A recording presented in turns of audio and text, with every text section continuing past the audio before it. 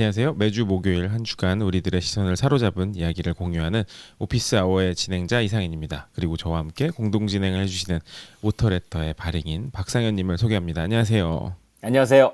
반갑습니다. 네, 반갑습니다. 한 주간 잘 지내셨죠? 네. 네. 네. 뭐 다양한 일이 있었지만 네, 재밌었습니다. 아, 네네네. 뭐 또 여기저기서 또 뭐 매일같이 뉴스가 또 쏟아져 나오니까, 예. 네. 또 뭐 바로 버즈 토픽스로 한번 들어가 볼까요? 예. 좋습니다. 네. 저 사실 그 일론 머스크는 뭐 매번 등장하긴 하지만 또 그가 네. 남긴 트윗이 좀 화제가 되고 있는 게 몇 가지 있어가지고 한 두 가지 정도 소개를 해드리려고 하는데 네. 하나는 제가 사실 뭐 모델 그 Y를 타고 있긴 한데 음. 그 슈퍼차징을 항상 이용을 해요. 충전을 네. 위해서. 근데 음. 그 슈퍼차징 스테이션에다가 레스토랑을 만들겠다고 트윗을 올렸어요. 근데 음. 그 레스토랑 이건 사실 좋은 뉴스긴 한데 그 네. 레스토랑을 그 옛날 그 햄버거 미국 햄버거 집은 사실 예전에는 예. 이제 롤러 스케이트 타고서 이제 주차하고 있으면 갖다 주는 그런 형태였거든요. 맞아요. 예. 맞아요. 그렇죠. 저- 굉장히 위험해 보이는데.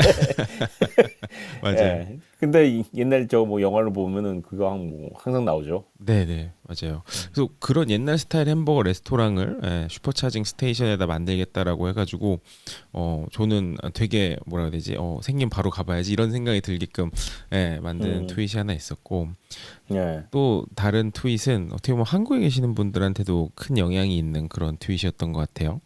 그 아기 상어가 예. 이 최고다 뭐 거의 이런 트윗을 갑자기 날려가지고 관련 주가가 예. 폭등했다고 하죠. 그 삼성 출판 거기는 뭐 삼성 퍼블리싱이라 이렇게 나왔던데 네. 근데 왜 뜬금없이 아기 상어는 왜 갑자기 이 얘기를 이 사람이 한 걸까요? 저는 이 사람이 약간 팟 스모킹을 하고 있었나 생각이 왜 딱 이 사람이 지금 마리화나서 좀 하이된 상황인가? 왜 밑도 끝도 없이 얘기가 나왔지 막.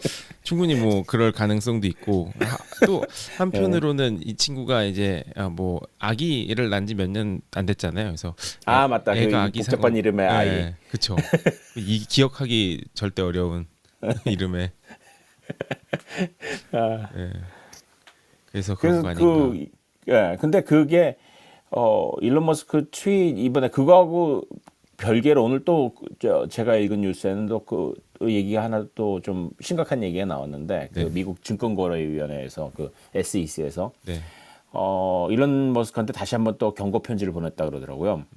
이게 배경을 설명을 하면은 2018년에 네, 자기 그 테슬라를 상장한 회사인데 이걸 상장 폐지하고 그냥 그 프라이빗 컴퍼니를 만들겠다는 식의 트윗을 날렸었잖아요. 그 바람에 그쵸. 이제 주가가 이제 팍 치솟고 이런 과정에서 그럼 이거는 명백하게 그 증권거래위원회 그 규정 위반이기 때문에 그런 식으로 영향을 미치는 거는 왜냐면 본인이 그렇게 주식을 갖고 있으면서 그걸 그렇게 영향을 주는 발언을 하면 안 되기 때문에 이제 그 거기서 그때 경고하고 그 벌금을 뭐 거의 각각 그 일론 머스크 2천만 달러, 테슬라 2천만 달러 각각 2천만 달러 지금 거의 뭐 우리나라 돈으로 거의 한 4, 500억에 가까운 돈을 이제 벌금을 때렸죠. 네, 그리고 나서 이제 그때 약간의 앞으로는 이렇게 해야 된다고 어떤 조항에 합의를 했대요. 근데 그때 내용이 이제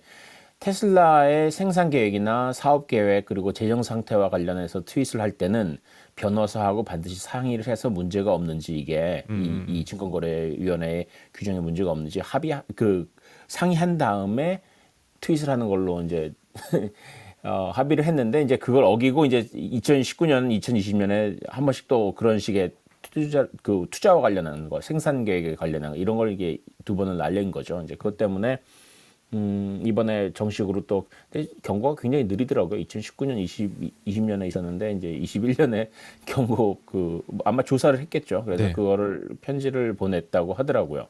근데 이게 뭐 계속해서 뭐 일론 머스크가 트윗을 할 때마다 주가가 변동하니까 굉장히 그 실제로 디테일에 들어가면은 이거를 어떻게 규제하느냐가 거의 뭐랄까 규정하기 굉장히 힘들다고 하더라고요.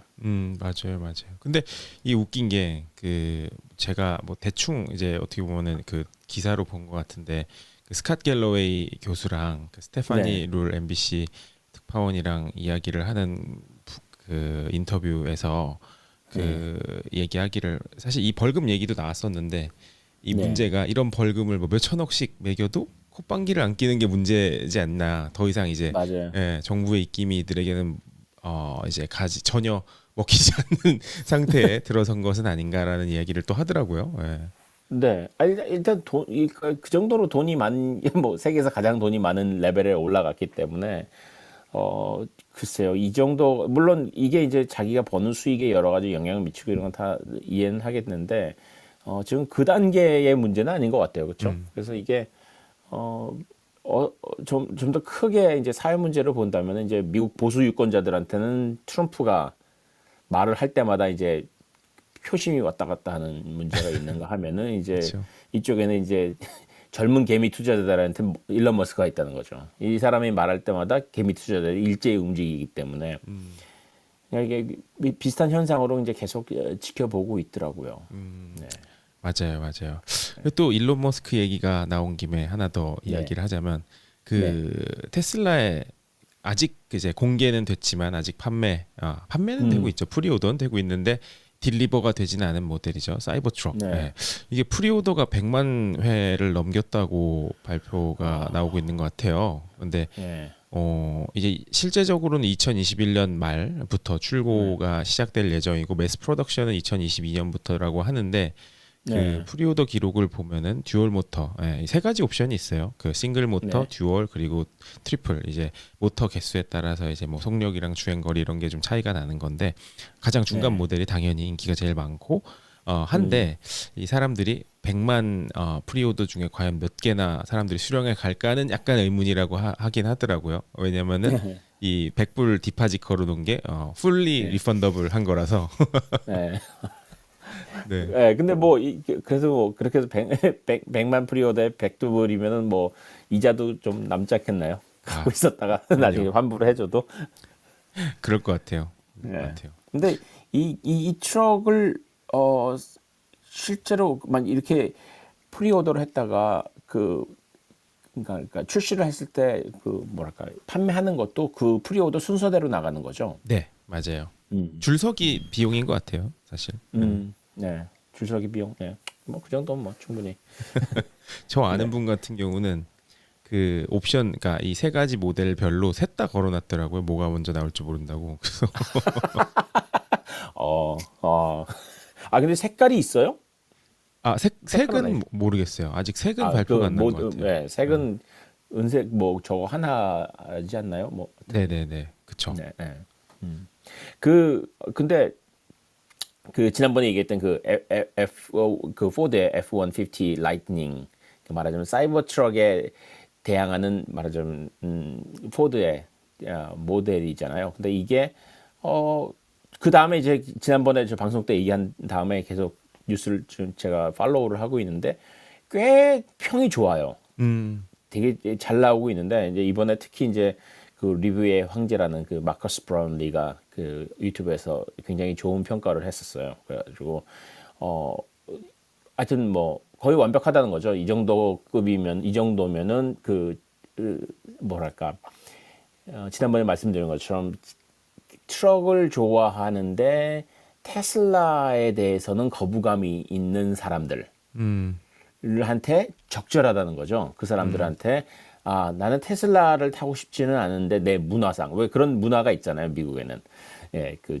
중서부나 아니면 남부에 있는 그런 문화에서 이게 내가 여기에 어떤 아이덴티티가 맞지 않는다고 생각하는 사람들한테는 포드가 굉장히 훌륭한 그 대안이라는 거죠. 게다가 음, 적당히 보수적이고 적당히 멋있고 하는 그 선을 디자인을 잘 맞췄다는 거예요. 그리고 그 자동차 미생이란 그 유튜브 채널 유명한 유튜브 채널 저 가끔씩 재밌게 보는데 거기서도 이제 분석을 하기로는 이제 사이버 트럭은 굉장히 가격이 저렴하게 나왔잖아요. 네, 근데 지난번에 말씀하신 그 허머 EV는 또 굉장히 비싸고, 네. 근데 요 가격대도 이 사이에 포지셔닝이 돼가지고 꽤 인기를 끌 거라는 평가가 지난주 한 주 동안에 여기저기서 많이 나오더라고요. 근데 그 제가 알기로는 F150이 셋 중에 제일 가격이 싼데요. 그래요? 네네네. 음, 그 아마 허머 이비가 제일 비싸고 사이버 트럭이 음. 중간이고 그 다음에 F150이지 않을까. 그 허머가 얼마 정도 나왔었죠? 글쎄요, 그때? 좀 체크를 해보긴 해야 돼요. 네. 예. 근데 네, 한번 나중에 예. 제가 확인해 보겠습니다. 네, 그 F150이랑 사이버 트럭은 사실 그 이제 세대, 그러니까 1세대, 2세대 계속 넘어가면 할수록 경쟁 관계가 네. 공고히 되긴 할 것 같아요. 왜냐면은 네. 그 F150의 팬층이 워낙 또 많이 있고 네. 안티 테슬라가 꽤 많아서 사실. 네. 네. 맞아요.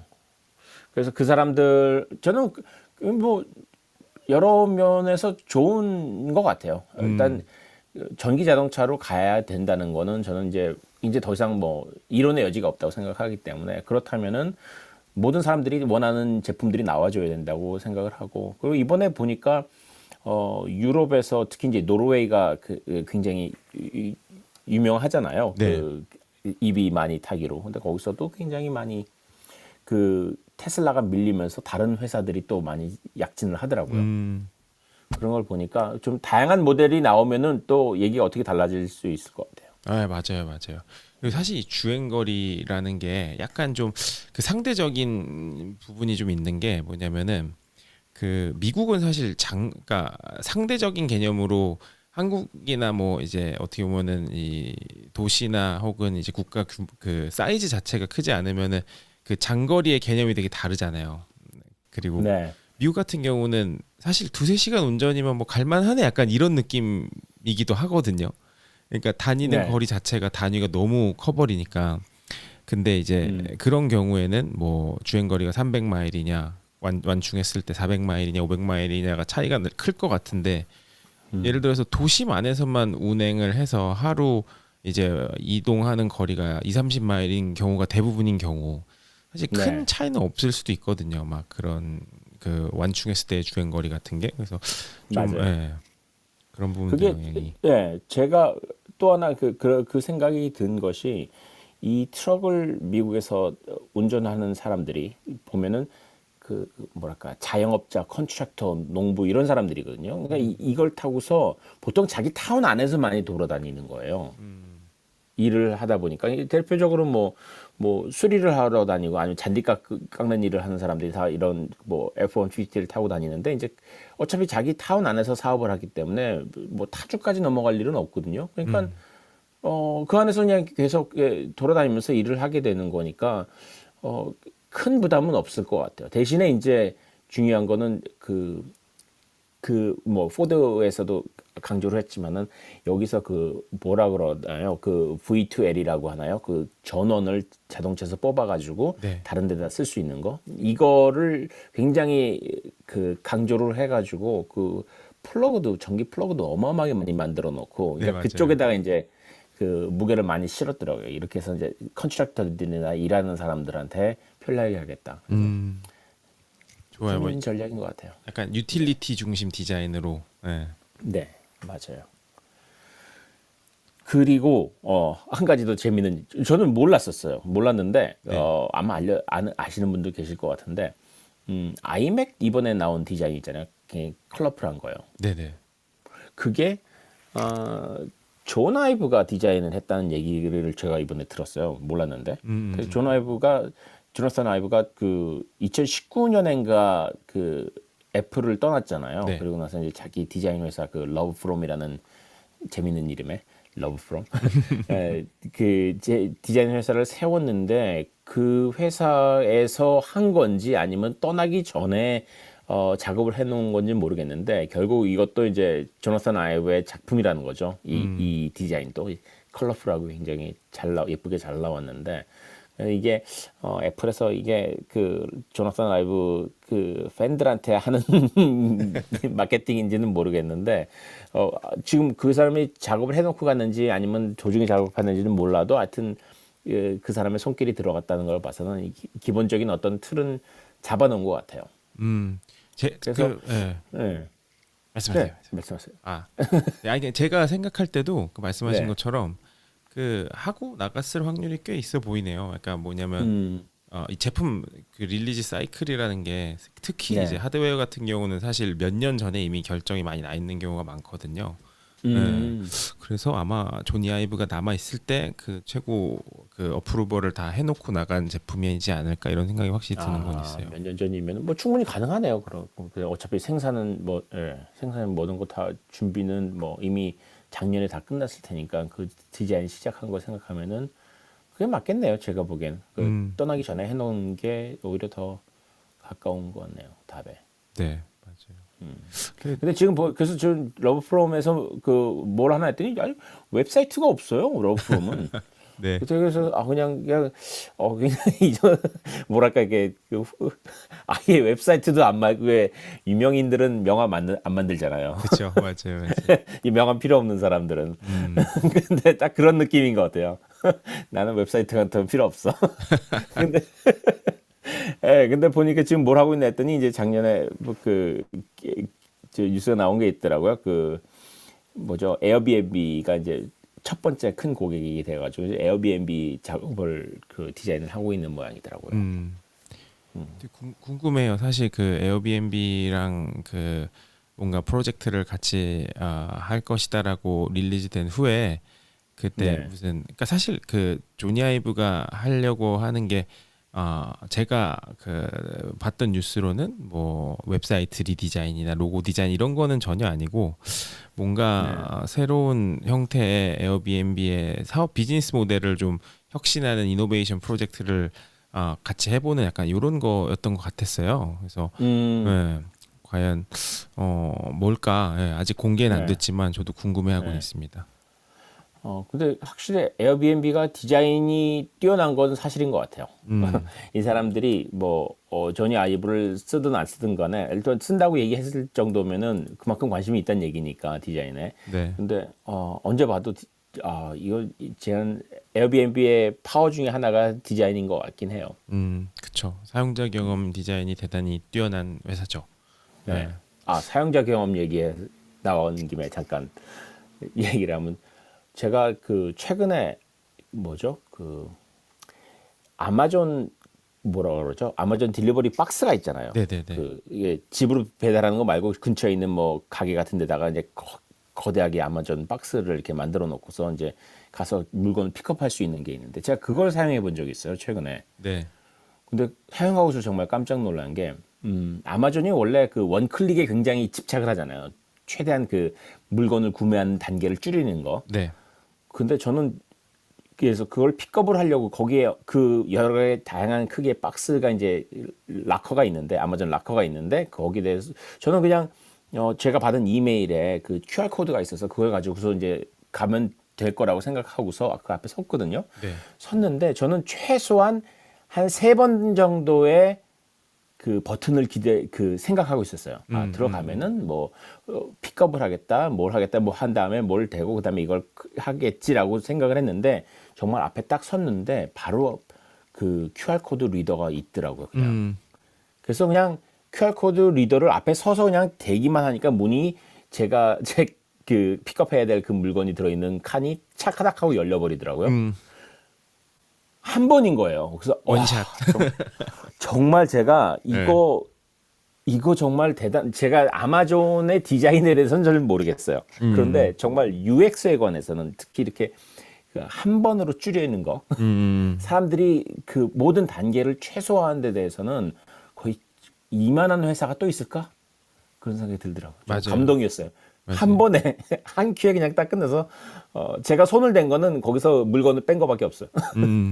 맞아요, 맞아요. 사실 그 디자인이라고 이야기를 하자면 뭐 크게 보면 네. 두 가지 측면이 있을 수 있는데 이제 미적인 부분과 그 경험적인 부분 이 두 가지 측면에서 볼 수 있는데 확실히 이제 아마존은 이 미적인 측면에서는 뭐 형편없죠. 예, 이런 얘기는 네. 제 개인적인 생각입니다. 근데 경험적인 동의하는 측면에서 생각이. 경험적인 측면에서 어마어마한 회사죠. 예. 심지어 네.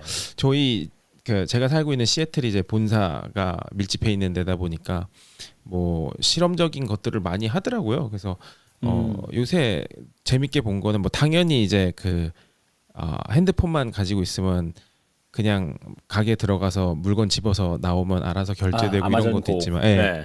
근데 네. 최근에 본 건 또 무슨 손바닥 인식을 등록해 놓으면은 그냥 계산할 때 손바닥 얹어 놓으면 그냥 계산되고 나가는 그런 것도 생기고 뭐 재밌더라고요. 그거를 시작을 하는구나. 네, 홀푸드에서도 그것도 그래서 네, 재밌었습니다. 네. 네. 자, 그럼 다음 소식은 뭘까요? 네. 그리고 이거는 또 살짝 다른 얘기인 것 같긴 한데 이제 다른 얘기는 아니죠. 아까 어떻게 보면은 주식 관련해 가지고 재미난 이야기가 네. 있어가지고 아마 찾아봤는데 예전에 제가 이 게임스탑 이제 쇼스퀴즈 관련해 가지고 소개를 한번 드렸었어요 방송에서. 네. 근데 제2의 게임스탑 주식이 등장했습니다. 네. 네. 뭔가요?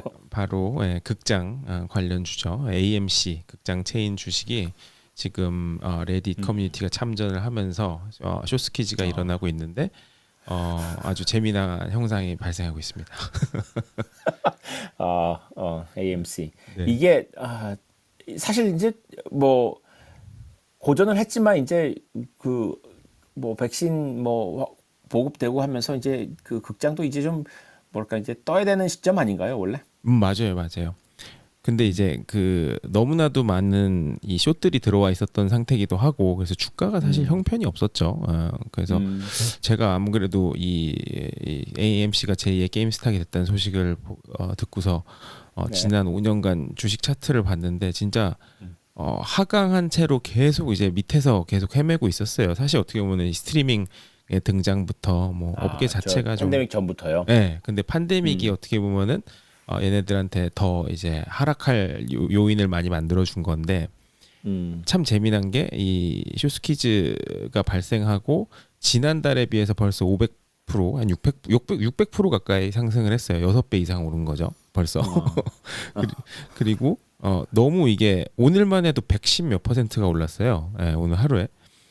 이건 작전이네요. 이 정도까지 올리려면은.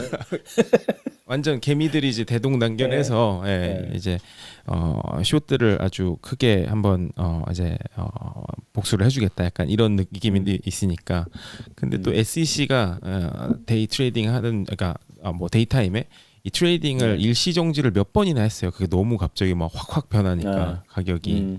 네. 근데 여기서 재미난 게 AMC의 CEO 아담 에런이란 사람이 네. 정말 재미난 거는 레딧 커뮤니티 대단히 우호적이에요. 그래서 더 오라 이거예요.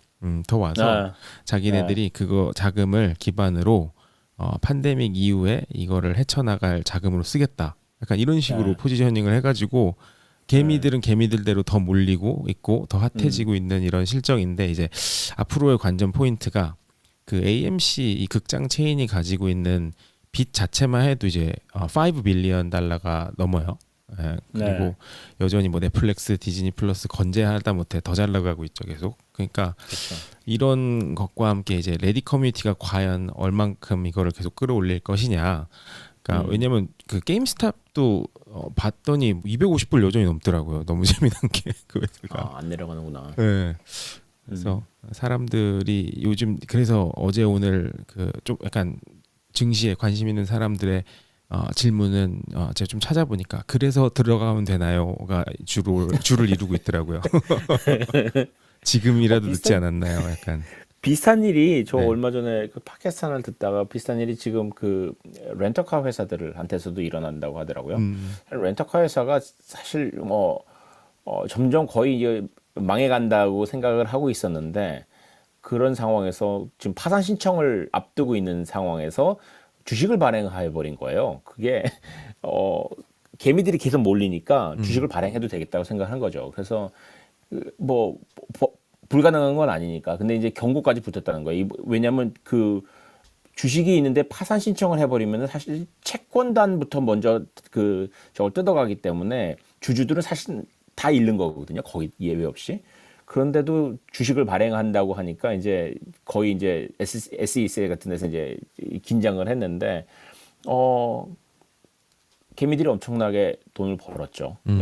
이게 또 계속 올라가지고 이런 얘기를 하더라고요. 그냥 전문가들이 이제 아무런 의미가 없는 상황이 돼버렸다는 거죠.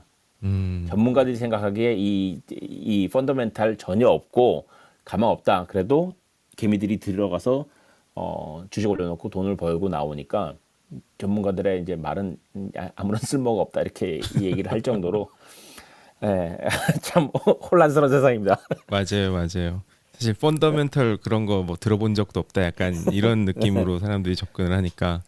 예, 예. 근데 사실 그 비트코인이라든지 크립토 자산들에 대한 사실 묻지마 투자도 사실 이랑 비슷한 개념이기도 하잖아요. 뭐 알고 위험하다고 투자하나요? 해도 예. 위험하다고 해도 우리가 해서 올릴 수 있다고 생각한다면은 그럼 올리면 되는 거거든요. 근데 그 안에서 누군가가 이제 마지막 꼬리를 잡고서 이제 피해를 보겠지만은 올리기로 작정해서 올릴 수 있다면은 일단 그게 이 레딧을 통해서 이 주가를 움직일 수 있는 게 증명이 된 이상은 뭐 과거의 작전 큰 손들 작전하던 거랑 다를 바 하나도 없는 상황이죠. 맞아요. 다만 과거에는 그 큰 손들이 작전을 할 때는 어떤 일종의 작은 클럽이 있었고 그 클럽 안에서는 이제 의리가 있으니까 이런 거고 이렇게 레딧 같이 이렇게 여러 사람이 모인 곳에서는 그런 종류의 합의가 일어날 수가 없다고 생각을 한 건데 일어날 수가 있다는 거죠. 뭐 그렇게 되면 할 말이 없죠. 예. 재미난 세상인 것 같습니다. 네.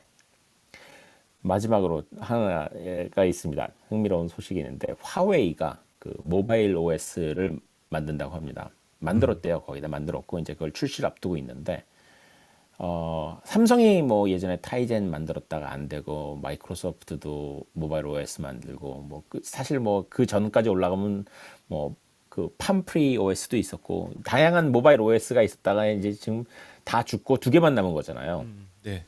근데 화웨이가 이제 이름이 좀 굉장히 동아시아스럽긴 한데 그 하모니 OS라는 걸 아, 화합 OS 이거 정말 이 화합 이거는 한국 중국 일본 다 좋아하는 단어인 것 같아요. 근데 하여튼 하모니 OS를 만들었는데 이게 이제 사실 좀 뜬금없잖아요. 왜 지금 만들었나 싶은데 우리나라에서 뭐 화웨이폰을 많이 안 써서 그 관심이 없긴 하지만은 중국에서는 뭐 화웨이가 굉장히 잘 나가다가 그 트럼프의 한 방에 이제 회사가 완전히 추락을 해버린 그런 회사인데 이게 그때 트럼프가 여러 가지 뭐 스파이 혐의 뭐 이런 걸 해가지고 화웨이를 이제 밴을 시켜버린 거예요. 근데 이게 방법이 그 화웨이가 물건을 못 파냐 이런 문제가 아니라 아예 미국 기업이 화웨이하고 거래하는 걸 금지해 버렸는데 이게 굉장히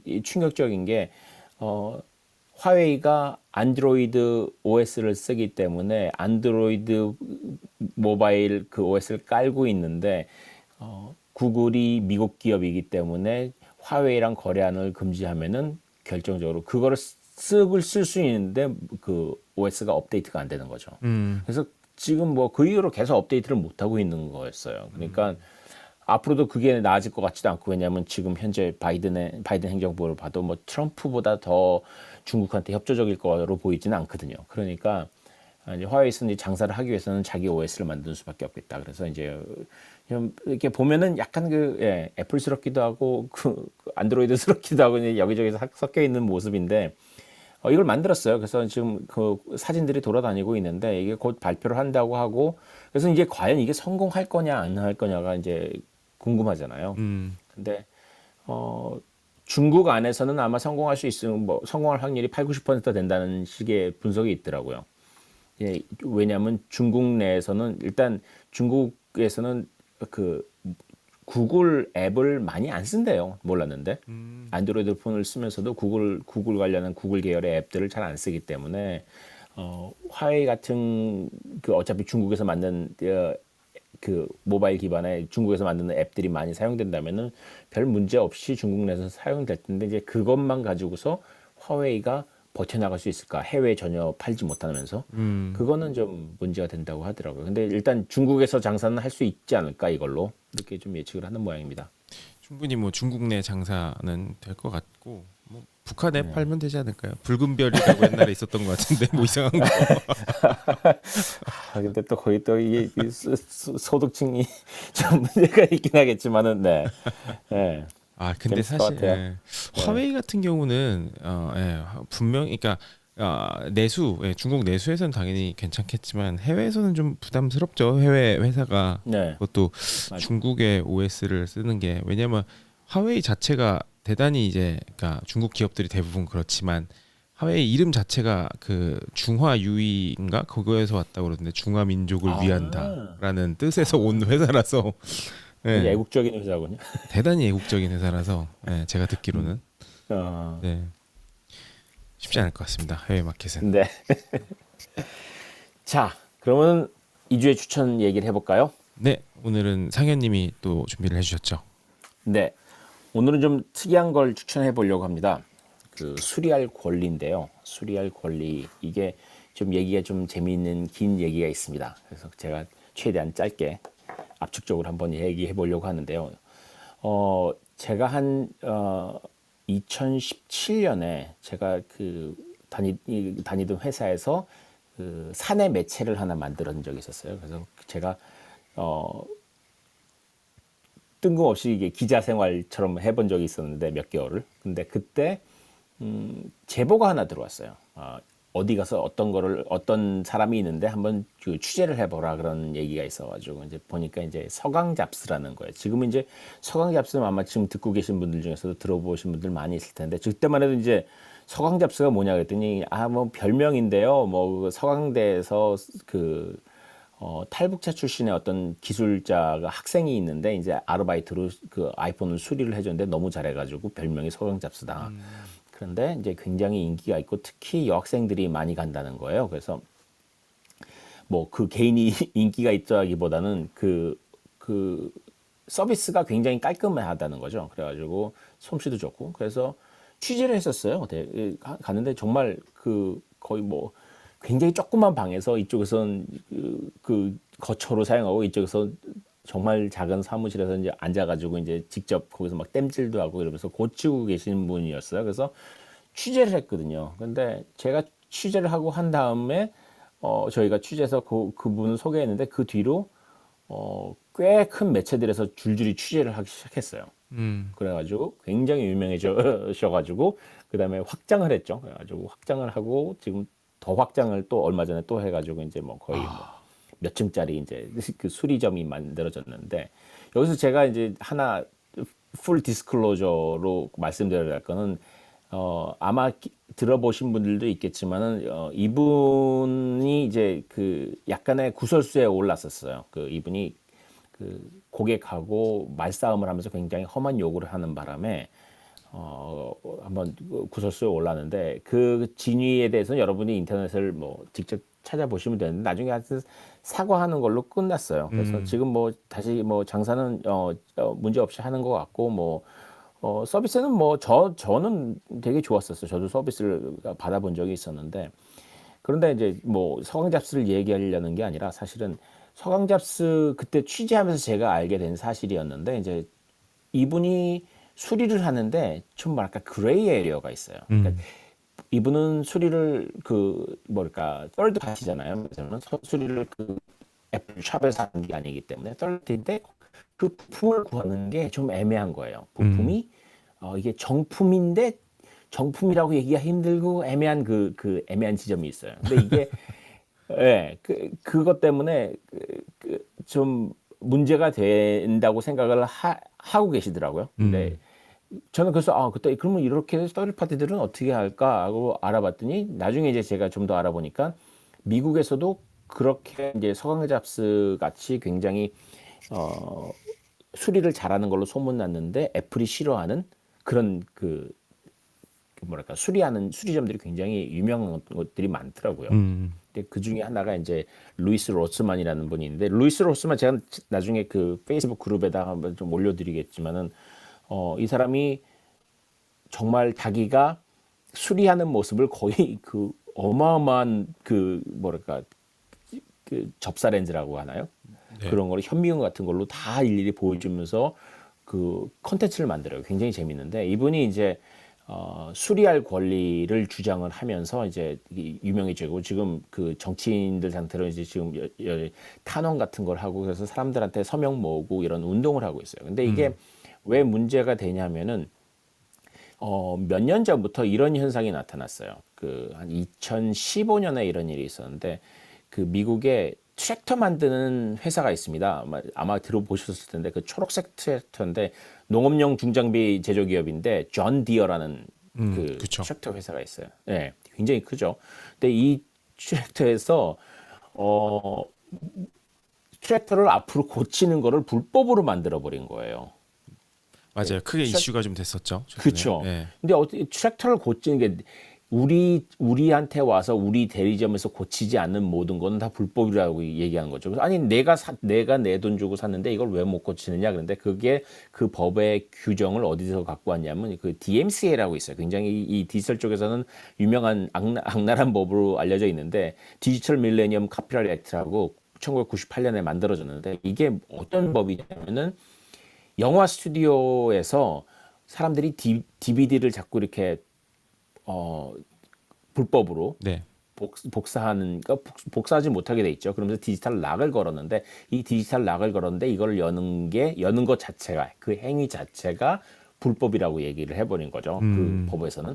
그러니까 그걸 이용해 가지고 존 디어 같은 데서 요즘엔 뭐 자동차건 뭐 트랙터건 다 이제 디지털 프로그래밍이 다 들어가니까 그 프로그래밍 돼 있는 그 알고리즘이나 이런 거에다가 다 디지털 락을 걸어버린 거예요. 그래서 어, 전자부품과 관련해 가지고 수리를 하려고 하면은 가져가지 않고 여는 순간에 그 사용자가 그 조작하는 모든 것들이 다 디지털로 송신이 되는 거예요, 본사에. 그래서 기록이 남는 거죠.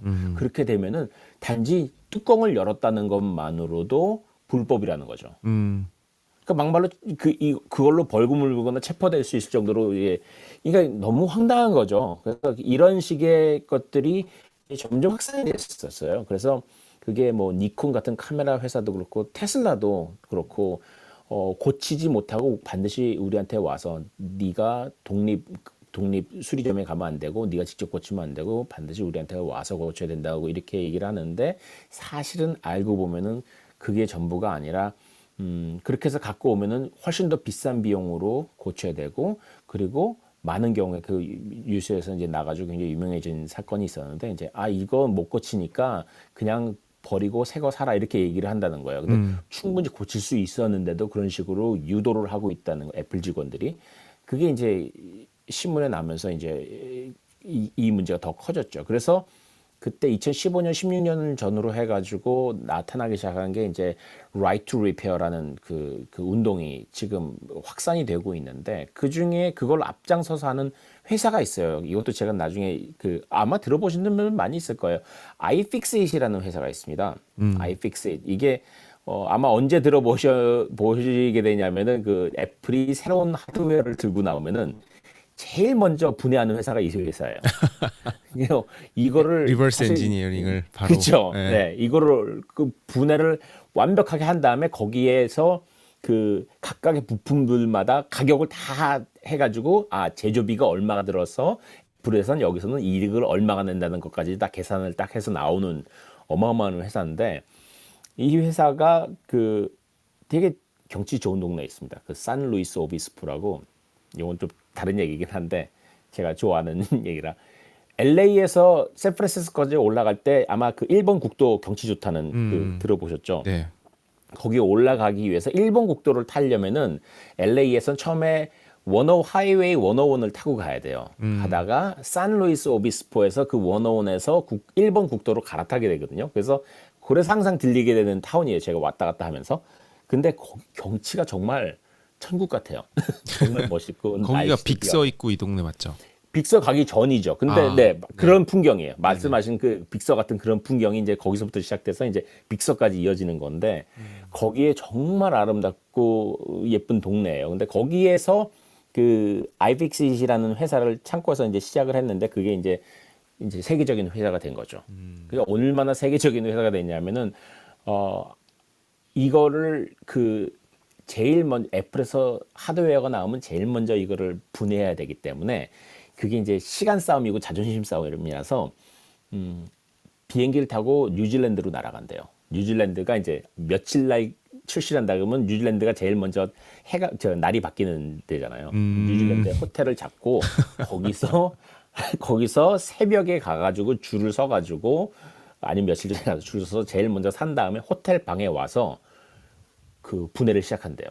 그래서 조심스럽게 분해를 해가지고 뭐 열 몇 시간, 20시간 걸려가지고 분해를 한 다음에 그걸 사진 다 찍어가지고 웹사이트에 쫙 올린다는 거죠. 그 작업을 하는데 목숨을 건대요. 근데 그 정도로 유명한 회사인데 이 회사에서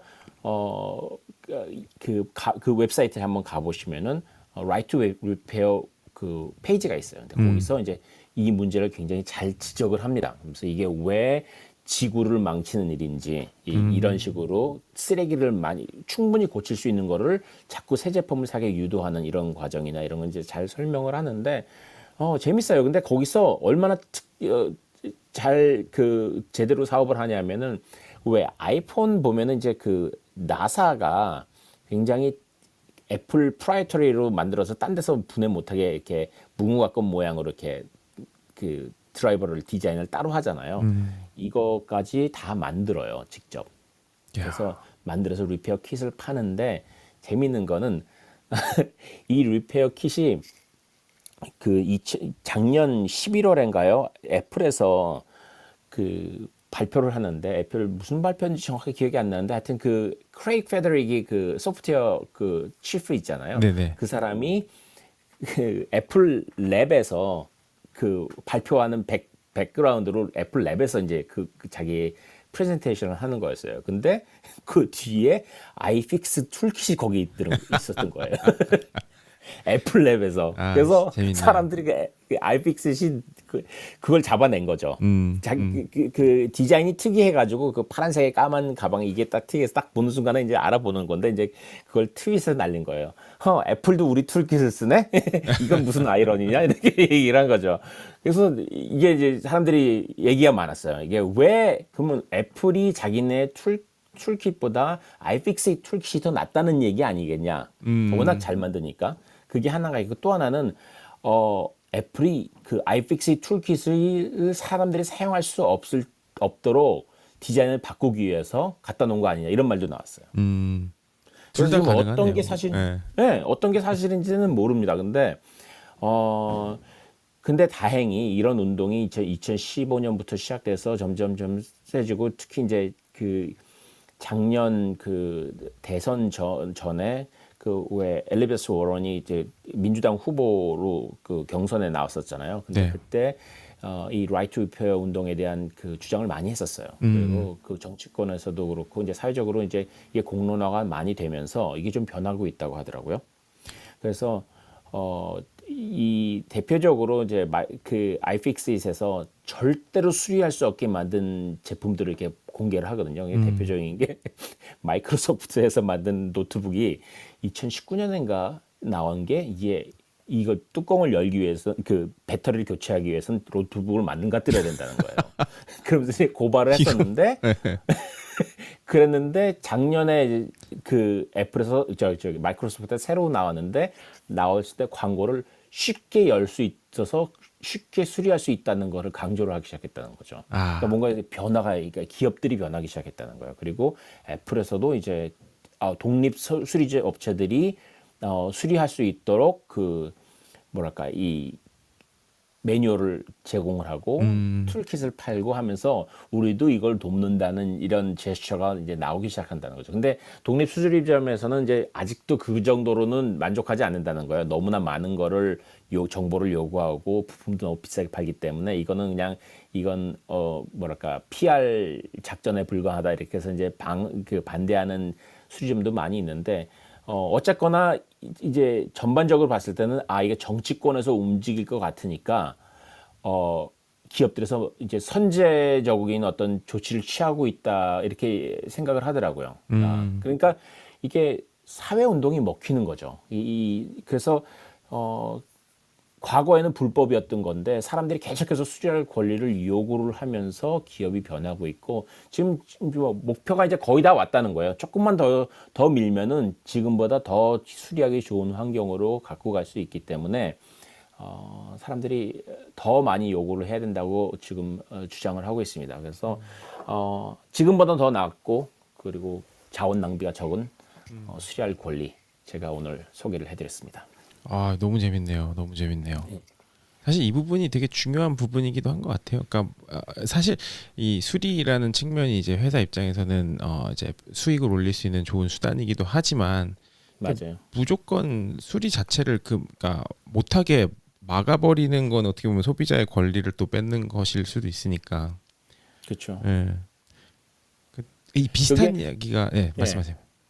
아니요. 저는 그게 네. 만약에 사람들이 그 기업들의 주장처럼 이거를 수리를 함부로 하다가 뭐 사고가 나서 그리고 아니면 이게 뭔가를 대단한 걸 망가뜨릴 위험이 있어서 이제 그 기업들에서는 그렇게 얘기를 하지만은 이 아이픽스에는 아까 말씀드린 그 루이스 로스만 같은 사람들 보면은 이 사람들의 실력은 엄청나거든요. 제가 서강잡스 그분도 이제 김학민 씨인데 일하는 걸 제가 옆에서 봤어요. 근데 정말 이 정도 솜씨면은 어떤 교육을 받은 애플 매장 직원도 이보다 잘하기 힘들 정도로 정말 섬세하거든요. 네. 그런데 이런 분들, 근데 뭐 똑같은 사람이 교육 받으면 충분히 할 수 있는 건데 반드시 애플 기술자만 할 수 있게 만든다면은 그건 문제라는 거죠. 맞아요. 맞아요. 충분히 그럴 수 있을 것 같습니다. 네. 저희 그러면은 또 다음 섹션으로 한번 넘어가 볼까요? 어유 벌써 11시, 네. 저기 12시 50분이 돼가고 있네요. 네. 저희가 사실 그 세 가지 섹션으로 이제 준비를 하는데 버즈 토픽스 그리고 한 주 동안 저희가 이제 준비해온 어쩌면 신선한 따끈따끈한 네. 단신 뉴스들 버즈 토픽스 그리고 2주의 추천 그리고 세 번째가 이제 이슈 토크인데요. 이슈 토크에 대해서 오늘은 사실 제가 준비를 해보았습니다. 그래서 오늘 여러분들과 이야기 나눌 주제는 미래 이동 수단에 관한 이야기인데요. 그 혹시 상현님 계시는 그 동네 교통 상황은 어떠세요? 저희는 큰 도시가 아니기 저희가 있는 곳은 큰 도시 뭐 로드아일랜드에서 제일 큰 도시가 이제 프로비던스인데 저희 프로비던스 바로 옆에 있는데 출퇴근길에는 좀 막히는 편이죠. 하지만 제가 그 뉴욕 뉴저지에 살았었기 때문에 거기에 비하면은 뭐 그냥 뭐 시골 같아요. 아, 그러네요. 네, 대신에 이제 그 고속도로가 이제 문제가 되는 거죠. 아, 맞습니다. 그땐 좀 맞습니다. 답답하죠. 그 뭐 그러니까 상현님과 제가 뭐 살았었던 뉴욕 뉴저지 이쪽은 뭐 네. 진짜 통근 시간에 이제 말할 수도 없을 정도로 많이 막히기도 하고 네. 그 뭐 서울은 뭐 당연히 엄청나게 또 교통 체증이 있는 도시잖아요. 그래서 또 네. 제가 있는 시애틀도 이 뭐 다양한 회사들의 본사들이 있는 곳이고 도심 지역이나 이제 출퇴근 시간 업무 밀집 지역은 정말 많이 막힐 때가 꽤 있어요. 예. 지금은 뭐 팬데믹이라 확실히 덜 막히고 아직 이 업무 현장으로 복귀가 다 이루어지지 않았기 때문에 괜찮은 편인데 그 원래 같으면 많이 막혔었죠. 근데 그 사람들을 원하는 곳으로 더욱 빠르게 편하게 이동하기 위해서 계속해서 뭐 자동차 성능도 개선하고 도로망도 확충하고 이제 하잖아요. 네. 근데 아무리 그래도 이제 기본적으로 이제 완전 계획 도시로 막 큼직큼직하게 막 네모 반듯하게 해놓은 게 다 아니니까 이제 한계가 있어요. 그런 식으로 개선을 한다라는 것이. 그래서 요즘 뭐 자동차 대안으로 제시되는 대안 교통 수단들이 많이 등장을 하고 있잖아요. 뭐 하이퍼루프라든지 뭐 터널 그리고 뭐 레일 뭐 그런데 또 드론을 통한 이동도 요새 되게 각광을 받고 있더라고요. 그래서 오늘 사실 그 드론을 통한 이동 수단의 뭐 현실성과 이거에 대한 생각을 좀 공유해보고자 이야기를 조금 준비를 해봤는데요. 이제 그 드론을 통해서 이동을 할 때 분명히 장점이 여러 가지가 있더라고요. 그 첫 번째는 이제 하늘로 이동을 하는 거니까 당연히 뭐 교통체증이 없겠죠. 하늘에서 막힐 리가 있겠어요. 그래서 뭐 뉴욕이나 LA처럼 뭐 정체가 심한 도시의 경우 사용자에게 정말 큰 이득이기도 하고 또한 이제 그렇다 보니 이제 드론을 통한 이동 수단의 적용이 주로 교통체증이 심한 도심 지역의 중거리나 혹은 단거리 이동에 초점을 맞춰서 지금 개발이 혹은 발전이 이루어지고 있어요. 그리고 이것이 잘 인프라가 갖춰지고 나면은 업계에서 하는 말이 생각보다 비용이 크지 않을 수 있다라는 점을 막 들고 있더라고요. 그래서 물론 이건 어느 정도 인프라가 갖춰진 정도의 이야기지만 결국에는 이게 일정 수준에 오른다면은 대중교통보다 약간 높은 수준의 가격대로 서비스 제공이 가능하다라고 이야기를 또 하고 있고요. 근데 또 세 번째가 이 드론을 이용한 이동 수단의 이제 확충이 일어나면 탄소 배출 감소 효과를 또 가져올 수 있다라고 이런 얘기를 또 하더라고요. 이건 배터리로 가는 거죠? 그렇죠. 예. 그 드론 이 전기 배터리로 전기차 같이. 예. 네. 그래서 드론 시스템의 경우에 이제 개솔린을 넣어가지고 하는 게 아니라 뭐 전기 자동차랑 비슷한 원리로 가니까 우리도 이게 많이 사람들이 타면 탈수록 탄소 배출을 줄일 수 있다라고 주장을 하고 있어요. 근데 네. 이렇게 좋게만 들리는 이제 드론을 통한 이제 이동이 과연 뭐 몇 년 후면 모든 사람 걱정 없이 다 드론 타고 날아다닐 수 있을까? 이게 어느 정도 현실화될 수 있을까라는 질문을 했을 때는 약간은 아직은 확실치 않다라는 그런 부분이 좀 보이는 게 있어요. 네. 그래서 사실 해결해야 될 문제가 좀 많다라는 게 이런 좀 생각이 드는 부분인데 우선 중소형 비행 수단으로 어떻게 보면 이제 거대한 여객기라든지 이런 게 아닌 중소형 비행 수단으로 중거리나 단거리를 이동을 하는 부분을 혁신하려는 시도는 지금의 이 드론이 처음이 아니에요, 사실. 예, 저도 좀 조사를 하면서 알게 된 건데 그 헬리콥터가 이제 처음 나왔잖아요. 1950년대쯤 전후로 해가지고 많이 상용화되기 시작했죠. 근데 네. 1953년에 그 뉴욕 에어웨이라는 회사가 헬리콥터를 통해서 맨하탄과 주변 공항 그리고 기타 지역 등을 연결하는 서비스를 만들어서 되게 성업을 했었더라고요. 1950년도에 이미 50년대. 맨하탄에서. 예. 그때는 별로 안전하진 않았던 시절 아닌가요? 맞아요. 예. 그러니까 안전에 대한 문제도 분명히 존재를 했었는데 네. 이게 잘 될 때 연간 50만 명을 넘는 사람들이 헬리콥터로 이렇게 중단 네. 거리를 이동할 정도로 호황을 맞이했었던 서비스라고 하더라고요. 그래서 50만 명. 예, 그때 막 인터뷰를 보면은 그때 그 헬기 조정하는 사람들도 되게 좋은 직장이었고 사람들이 네. 이거를 타고 다니면서 출퇴근을 할 때 되게 만족도가 대단히 높았다. 예, 뭐 이런 소리를 야. 하더라고요. 근데 탑승료가 좀 놀랐던 게 되게 짧은 구간의 경우 5불밖에 안 했대요. 헬기로 이동을 하는데. 그러니까 대단히 경제적인 이동 수단이고 정말 뭐 빠르게 그때 이동할 수 비용 있고. 생각해도 5불은 싼 거 같은데요. 네, 그렇죠. 그때 물가로 생각했어도 뭐 5불 정도면 헬기를 기름값이 싸서 그런가? 그럴 수도 있을 것 같아요. 그래서 이런 식으로 헬리콥터로 사람을 이동하게 해주는 회사들이 뭐 1950년대에서 70년대 사이에 많이 생겨났었고 특히 또 1960년대에 지어진 이 뉴욕의 상징가드 같은 빌딩 중에 하나죠. 옛날에는 이제 페남 빌딩으로 불렸었는데 예. 지금은 매트라이프 빌딩. 예. 그 뉴욕의 갑자기 그랜드 센트럴 맞죠? 예. 그랜드 센트럴역에 붙어 있는 건물인데 이게 사실 이 공항 맨 위가 이착륙장으로 쓰였었어요. 주요 거점으로. 그게 하도 사람들이 이제 또 많이 타고 다니고 또 이게 또 멋있잖아요. 맨하탄 이 전경을 타고 다니니까. 그래서 사실 그 리들리 스캇의 그 블레이드 러너에서 이제 그런 미래형 그런 이동 수단이 건물 위에 오르락 내리락 하는 게 여기서 영감을 또 받았기도 하고 많은 영화가 또 여기서 영감을 받았다고 하더라고요. 그래서 근데 이제 또 아까 상현님께서 정확하게 지적하신 것처럼 기계가 낡거나 운전 실수도 대형 사고들이 발생을 하면서 인명 피해가 발생하기 시작을 했죠. 게다가 이 교통수단이 도심 지역을 거점으로 하고 있으니까 사고가 나면 대형 피해가 날 수밖에 없는 구조인 거예요. 그래서 70년대를 지나가면서 이 헬기를 이동한 중단거리 이동 모델은 더 이상 사람들의 이제 삶 속으로 들어올 수 없어서 이제 대부분 폐업하고 없어진 상태죠. 근데 사실 요즘 그래서 드론이라는 이름으로 다시 어떻게 보면 같은 비즈니스 모델이에요. 같은 거점으로 그 요즘 나오고 있는 드론의 그런 비즈니스 모델들도 뭐 완전히 혼자서 타고 다니는 아이언맨 스타일의 드론 같은 것들도 있지만 사실 그거는 일반적인 이제 이동 수단의 모델이라기보다는 레저용이고요. 근데 지금 개발되고 있는 드론 비즈니스 모델, 그러니까 이동 수단 드론의 이제 비즈니스 모델 같은 경우는 정해진 거점들을 이동하는 뭐 건물 위라든지 혹은 뭐 이착륙장이라든지 이런 거를 이동하는 거라서 사실 같은 비즈니스 모델이고. 이 드론과 헬리콥터를 정의할 때 대체 둘의 차이는 뭘까요?라고 했을 때 사실 그게 애매해요. 그러니까 그렇죠. 네. 디자인은 분명히 다른 것 같은데. 맞아요. 일단 블레이드가 한 뭐 최소한 5개 정도는 되잖아요. 맞습니다. 맞습니다. 그리고 소리가 좀 다르나? 그렇죠? 아마 그러다 보면 근데 저는 좀 궁금했던 게 그 헬리콥터는 소리가 그 팍팍팍팍팍팍 하는 소리가 나잖아요. 네. 그래서 저는 예전에 제가 헬기 부대에 있었기 때문에 아 진짜요?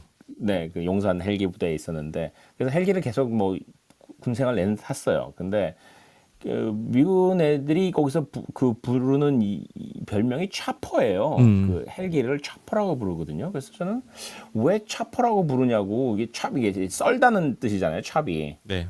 근데 얘네들 얘기는 이제 그 중에 한 명이 저한테 한 설명인데 뭐 얼마나 맞을지 모르는데 소리가 찹찹찹찹찹찹 한다는 거예요.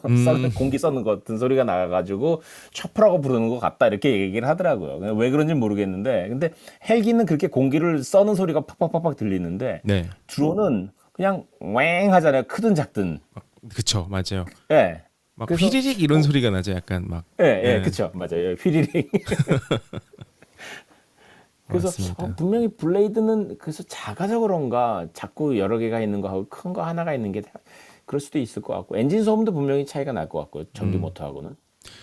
그래서 좀 제가 그래도 저도 궁금해서 좀 찾아봤는데 이 결론은 정확하게 구분짓는 그런 건 없고요.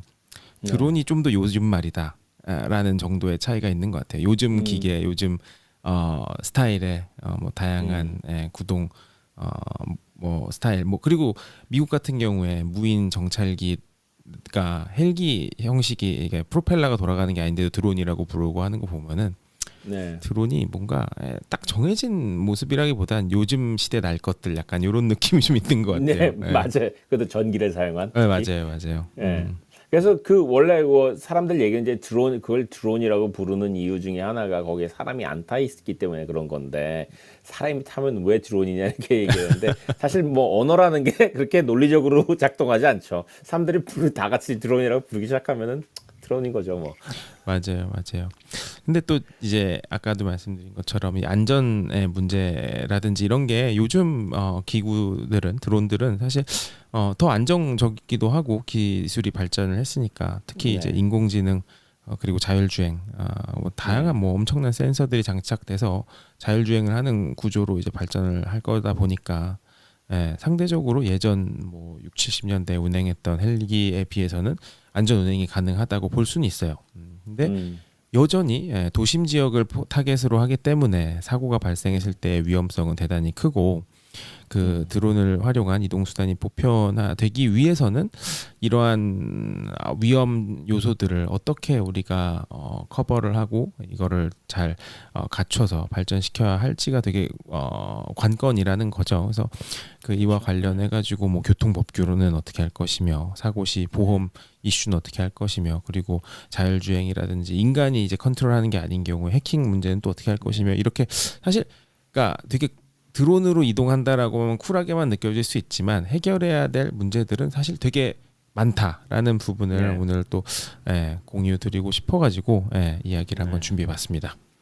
네. 저는 되게 뭐랄까 제가 아까 말씀드린 대로 군 생활하는 동안에 헬기를 계속 탔기 때문에 항상 드는 생각이 있었어요. 헬기가 위험하다는 거 있잖아요. 네. 왜냐면 제가 조종사 바로 뒤에 타가지고 있기 때문에 조종사가 하는 거를 계속 보잖아요. 헬기 파일럿들이. 그러니까 이게 사람이 하는 게 보이거든요. 이제 물론 잘하지만은 왜 그런 뭐 여객기를 타면은 왠지 굉장히 첨단 장비인 것 같고 그 파일럿은 제 눈에 안 보이고 그러니까 왠지 좀 더 안전할 것 같은데 이거 같이 저랑 같이 잡자마자 파일럿이 그냥 타가지고 조종을 하고서 이제 하늘로 높이 뜨니까 이게 사람이 조종한다는 느낌 그리고 인간의 실수라는 거 이거 굉장히 바로 앞에 보이는 거예요. 게다가 제가 군 생활 전후로 또 미군 내에서 헬기 사고가 난 적도 있었고 그래가지고 근데 죽지 않고 조용히 무사히 제대할 수 있을까 하는 생각을 항상 했었는데 굉장히 심각한 문제였어요, 사실은. 진짜 그럴 수 있을 것 같아요. 왜냐면 사고가 항상 정말 한 2년에 한 번씩은 났어요, 거의. 아, 네. 그래서 이래저래. 그래서 근데 제가 어떤 느낌이냐면 드론을 얘기할 때는 왠지 일단 블레이드가 많다는 게 저한테는 굉장히 안심 요소로 보여요. 음, 블레이드가 많은 거 그리고 그러다 보니까 이게 균형이나 이런 것들을 훨씬 더 잘 잡을 수 있다는 막연한 공대생이 아닙니다. 저는 그래서 틀릴 수 있습니다. 근데 훨씬 안정적인 느낌이 들고 또 그렇다는 얘기를 들었거든요. 그래서 네, 게다가 이게 많은 부분에서 그 헬기 지금 사용되는 헬기보다 훨씬 더 그 뭐랄까 자동 컨트롤 되는 것들이 많기 때문에 인간적인 실수보다는 좀 더 특히 이제 도심 왔다 갔다 할 때 음, 그 빌딩을 들이받거나 이런 종류의 사고를 피할 수 있을 가능성이 더 높아 보이는 것 같아요. 그래서 제 헬기를 탔던 경험으로 봤을 때는 왠지 드론이면은 좀 더 안전하게 탈 수 있지 않을까 하는 생각을 항상 하곤 해요. 네, 맞습니다. 사실 그 제가 이거 관련해 가지고 예전에 뭐 팟캐스트를 들은 게 있었는데 거기 이제 그 닐 데그레스 타이슨이 등장을 해가지고 네. 자기가 걱정되는 거는 이런 법규라든지 이런 게 이 어떻게 보면은 사실 이 날아다니는 것들 이 비행기랑은 좀 다른 컨셉이죠. 도심에서 이제 공간을 가로지르면서 날아다니는 그런 것들이니까. 근데 이제 자동차는 사실 이 투디멘셔널 상에서의 이야기라는 거죠. 네. 근데 이 드론으로 날아다니면 이 3디멘셔널에서의 이야기가 돼버리니까 과연 이거를 어떻게 가버넌스를 할 것이냐에 대한 의문을 되게 많이 제기를 하더라고요. 그래서 저도 아, 확실히 그 부분은 진짜 걱정이라고 해야 되나? 고민은 많이 해봐야 되는 부분인 것 같은데 네. 예, 좀 궁금한 일단 부분이긴 해요. 공중에 뜬 모든 것들은 그 항공 통제를 받아야 되는 거잖아요. 맞아요. 그래서 그게 만약에 그게 활성화된다 그러면 일단 통제가 훨씬 더 많이 돼야 되는 거고 근데 이제 그게 얼마나 자동화 될 수 있느냐 이런 얘기를 해야 되는 거기 때문에 그게 이제 결국 무인운전하고 이제 되겠죠. 이제 그 V2B 그 통신 네. 문제까지 이제 연결되면서 재밌어질 것 같아요. 음, 교통수단은 훨씬 더 지금보다 그 입체적이고 굉장히 뭐랄까 훨씬 더 정보가 잘 오고 갈 것 같고 좋을 것 같은데 그게 언제일지는 정말 항상 조금씩 밀리는 느낌. 항상 3년 뒤인 것 같아요. 음. 느낌은. 그 기업들이 발표하는 거 보면 이거 뭐 내후년이면 될 것 같은데 약간 예, 이런 느낌도 들고 네, 막상 안 일어나고 이런 것도 참 많아요. 예, 네, 그렇죠. 그렇습니다. 재밌었습니다. 네. 네, 재밌었습니다. 저희 또 그러면 뭐 저희 항상 네, 세 가지 세션이 끝난 다음에 또 함께 이야기 나누고 싶으신 분들을 같이 한 15분, 20분 이야기 나누는 시간을 갖는데 벌써 손 들어주신 분이 예, 계셔서 예, 또 올려드리고 또 이야기 하고 싶으신 네, 분들 계시면 손 들어주시면 네, 좋을 것 네, 같습니다. 네, 테이킴님, 네, 안녕하세요. 안녕하세요. 안녕하세요. 네, 네, 자기소개 아, 잠깐만 네. 해주시죠. 네, 저는 취미를 본업으로 하고자 하는 노력하고 있는 지금 현생의 한 명입니다. 네, 네, 반갑습니다. 네, 반갑습니다.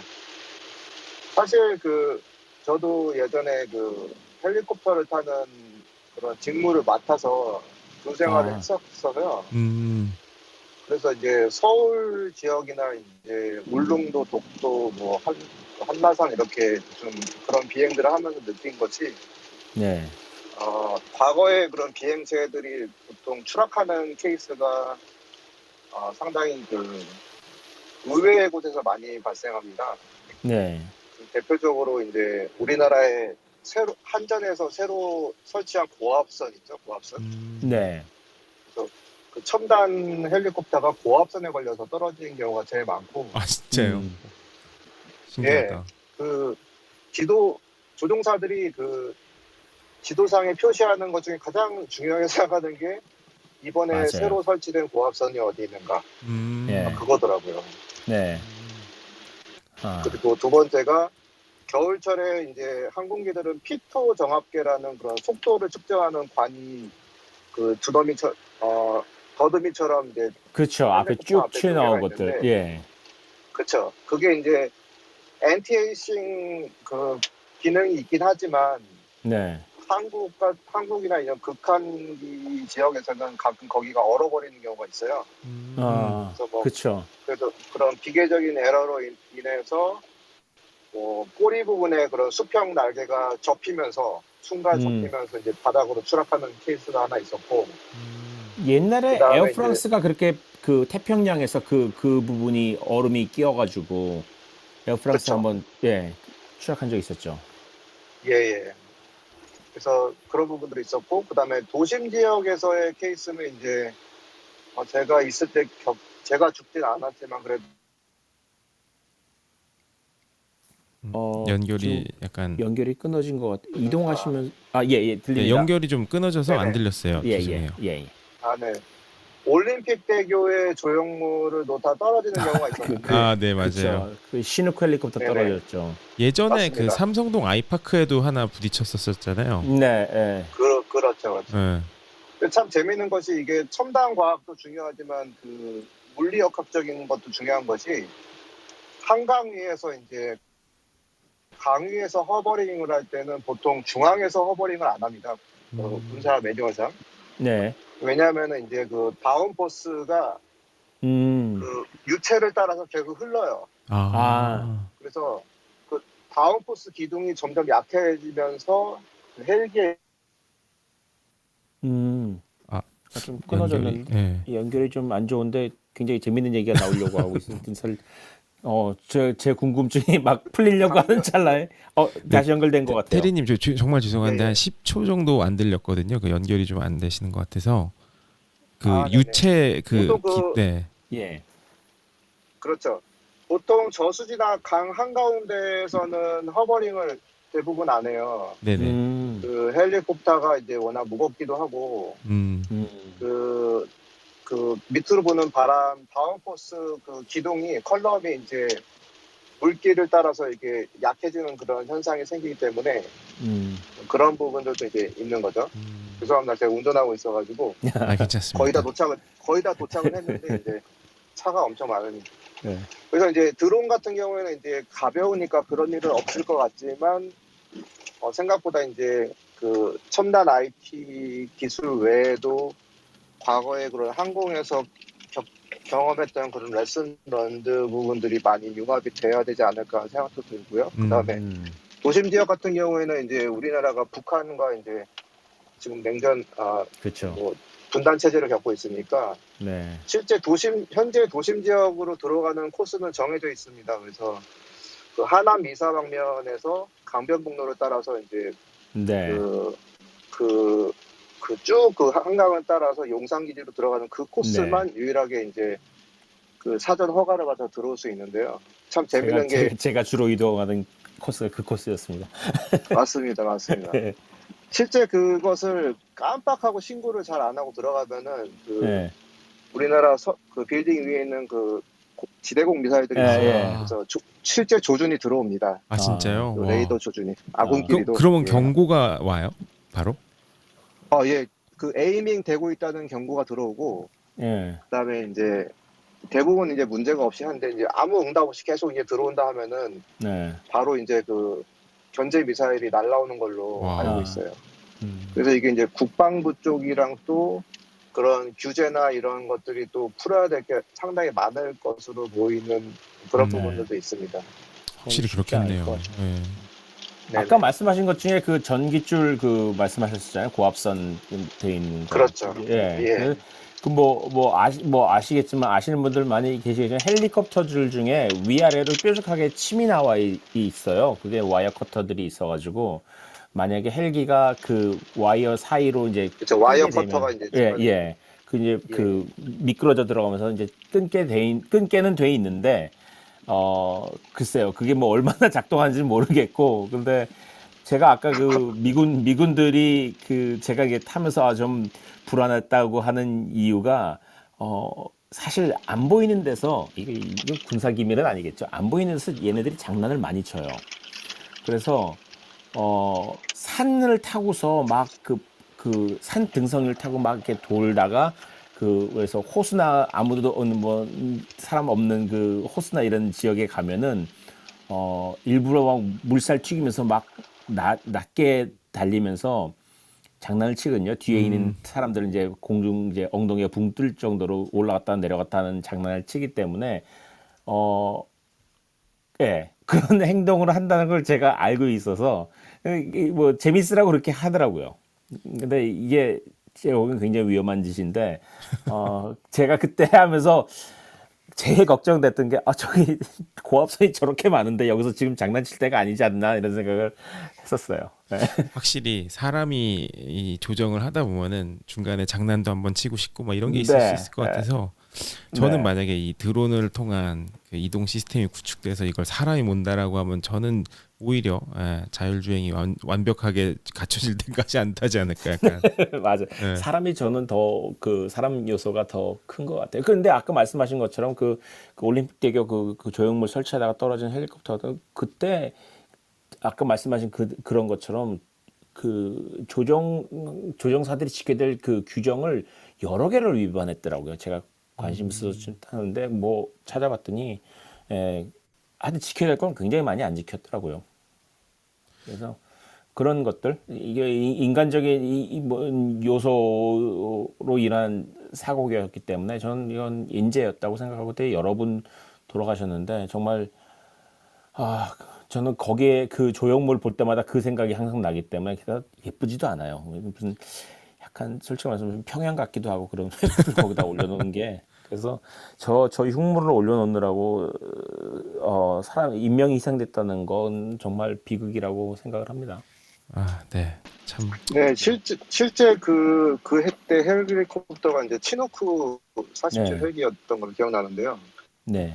원래 매뉴얼상에는 그 화물을 통제하는 부사관이 뒤에 한 명 있고, 그다음에 좌우 수평을 경계하는 사람이 있어야 되는데, 그렇죠. 네. 그쵸. 근데 이제 좌우 수평을 경계하는 1인이 없었던 걸로 제가 기억이 나고요. 네. 그리고 그 화물 통제관이 이제 좀 위협을 발견했을 때는 그 조형물을 바로 드랍을 할 수 있게 폭약이 설치돼 있어요. 그 카고 그 후크에.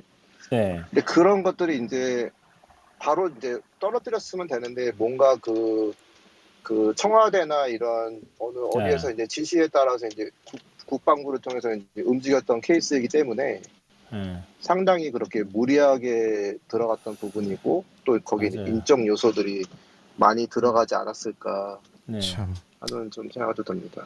안타깝네요. 제가 보기엔 항상 그 차이인 것 같아요. 제가 그 미군 헬기 부대하고 이제 한국군 헬기 부대나 이렇게 같이 일하는 과정에서 느끼는 건데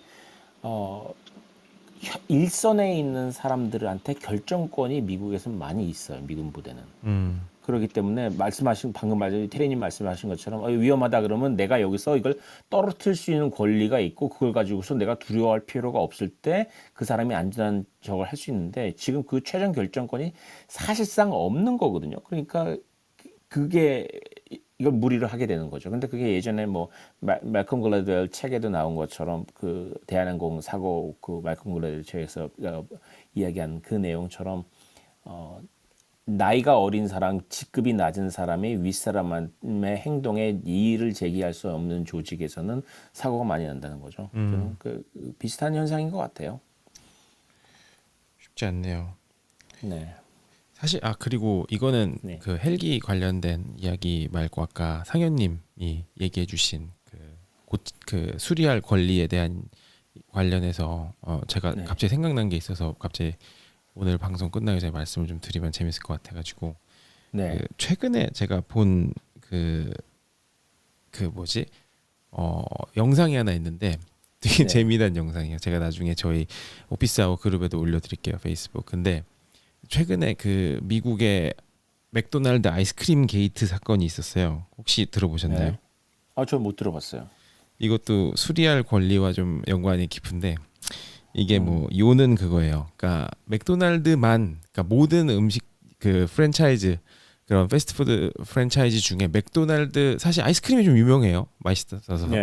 그 프랜차이즈 아이스크림 좋아하는 사람들 중에서는 맥도날드 아이스크림을 최고로 치는 사람이 되게 많거든요. 근데 재미난 거는 되게 고장이 많이 난다는 거예요. 그 기계가. 그러니까 그래서 항상 거의 뭐 미 전역에 거의 한 10% 정도는 항상 고장 나 있는 수준이라는 거예요. 저도 본 적 있어요. 항상 거기 고장이라 붙어 있는 거, 예, 자주 붙어 있어요. 맞아요. 맞아요. 근데 그게 그러니까 왜 이렇게 말도 안 되게 고장이 많을 수 있느냐라는 거에 대해서 추적한 이야기를 공개를 누가 했는데 결국에는 그 별거 아닌 걸로 수리를 막아서 못 고치게 해서 발생하는 일이더라고요. 그래서 맥도날드 그 아이스크림 기계는 맥도날드가 이제 출자한 그 공동 출자한 회사인 것 같은데 그 회사가 전적으로 공급 및 수리를 전 세계 모든 맥도날드에 다 이거를 해요. 근데 맥도날드가 재미난 게 이제 직영이 아닌 지점이 대단히 많더라고요. 그래서 예, 그렇죠. 프랜차이즈를 판 다음에 맞아요. 그렇죠. 그래서 그 수리를 통해서 벌어들이는 수익이 정말 어마어마한 금액이라는 거예요.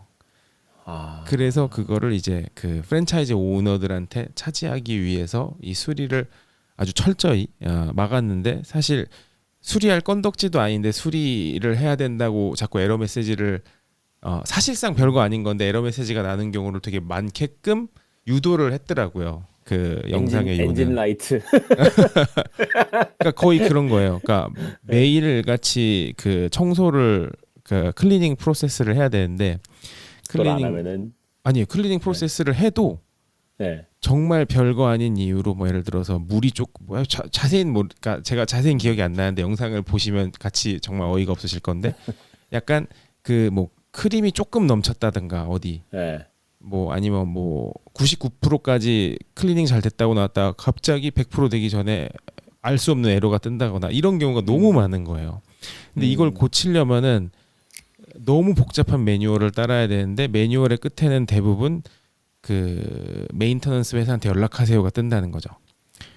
그래서 이거 고치러 올 때까지 몇 시간씩 방치를 해둬서 고장 났다고 얘기해. 약간 이렇게 반복되는 현상이더라고요. 그래서 참 이것도 그거 굉장히 똑같은 아까 말씀드린 그 존 디어 있잖아요. 그 트랙터 그거를 고발한 그 사람이 있어요. 그 농부가 그 사람이 이제 인터뷰를 많이 했는데 그 사람이 한 얘기가 딱 그 내용이었어요. 자기가 고장이 났는데 이거를 농부들은 자기가 직접 고쳐야 된다는 거예요. 왜냐하면은 지금 이거를 고치면은 진짜 몇 시간이면 고칠 수가 있는데 이거를 만약에 대리점 가까운 뭐 한 100km 떨어진 대리점에 가가지고 거기다 맡겨놓고 고치고 하려면 며칠이 걸리는데 그쵸. 농사는 정말 요거 수확해야 된다 그러면 확 그때 수확하지 않으면 하루 이틀만 늦어도 이제 어마어마한 손해를 본다는 거죠. 근데 그 부품 하나 100불, 200불짜리 부품 하나 때문에 몇만 불 손해를 볼 수 있다는 거예요. 자기 농작물은. 맞아요. 근데 그런 거를 못하게 만들기 때문에 이제 저쪽에서 이제 존디어 같은 데서는 돈을 챙겨갈 수 있는 건덕지가 생기는 건데 자기는 거기서 이제 그것 때문에 크랍을 엄청나게 손실을 봐야 되냐는 거죠. 비슷한 상황인 것 같아요. 제가 보기에는. 네, 맞습니다. 이재희님 올라오셨습니다. 안녕하십니까. 네, 안녕하세요. 네, 사실 비슷한 맥락의 얘기인데, 제 문산토가 씨앗이 자기들이 그쵸. 판 씨앗이 저절로 이제 열매 맺어서 날아가서 그냥 자연스럽게 생기는 씨앗조차도 그거 주워서 그 다음 해에 쓰면 법에 저촉되게 만들어놨다든가 이런 게 모르셨군요, 상인님. 몬산토 얘기는 몰랐어요. 엄청나네요. 정말 제가 난 정말 악랄한 기업 중에 하나죠. 근데 진짜 악랄해요.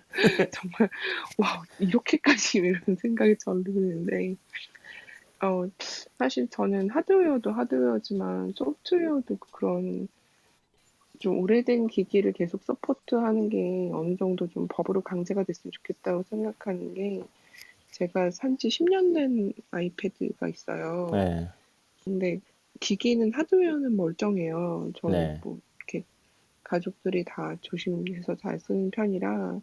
근데 더 이상 OS 업데이트가 안 돼요. 그것까지는 납득할 수 있어요. 왜냐면 새로운 버전의 OS는 그만큼 요구하는 하드웨어가 더 스펙이 좋기 때문에 그건 납득할 수 있는데 그러면 옛날 버전의 OS를 계속 쓰고 있으니까 그 OS 버전이랑 그 호환이 되는 앱 버전을 계속 쓸 수 있게 해주면 좋을 텐데 네.